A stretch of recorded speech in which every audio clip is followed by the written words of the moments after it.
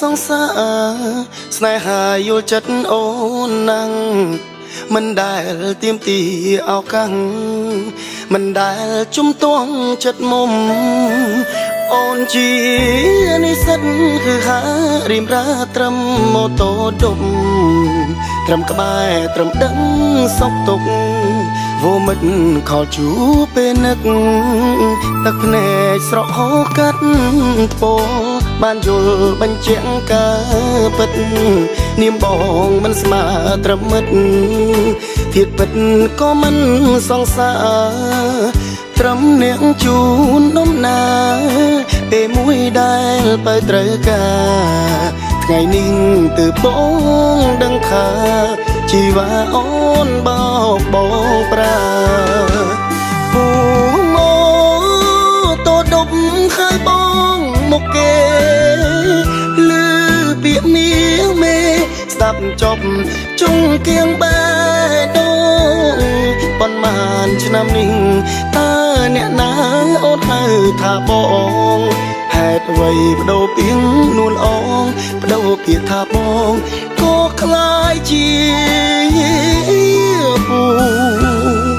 ឈឺចាប់លួចយំតាមផ្លូវហួចចិត្តនឹងពៅខ្លាំងពេកទៅមុខបងចង់តែស្រែងផ្ដាំម៉ូតូដប់ទាំងឡាយ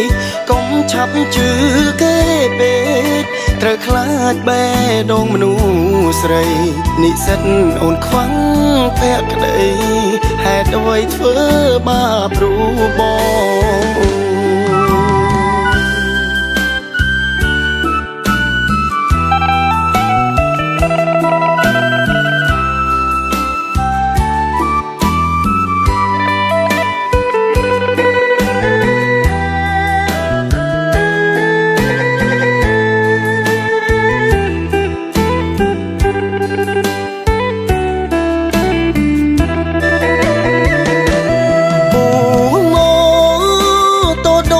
ហើយបងមកគេលឺពាក្យមាសមេស្ដាប់ចប់ជុំគៀងបែដងប៉ុន្មានឆ្នាំនេះតើអ្នកណាអូនហៅថាបងហេតុអ្វីបដូរពីងនួនអងបដូរពាក្យថាបងក៏คล้ายជាពូ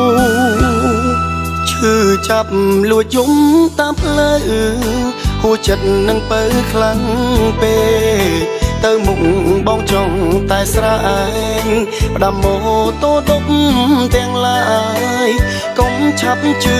គេពេកត្រូវខ្លាចបេះដូងមនុស្សស្រីនិស្សិតអូនខ្វាំងភក្តីហេតុអ្វីធ្វើបាបរូបបងបើមិនស្នេហ៍មិនមានចិត្តទេ